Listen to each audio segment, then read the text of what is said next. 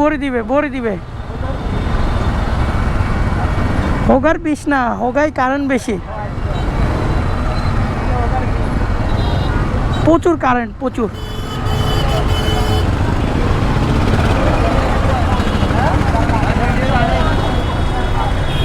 হ্যাঁ ও বলতেছে হোগাই বিষ, আমি বলতে বিষ না কারেন্ট বেশি।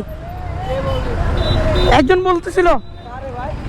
বলতেছিল আর কি টানাটানি দেখে পিছনে।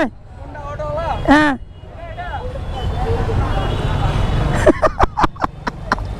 ওরে কই যাবি ক?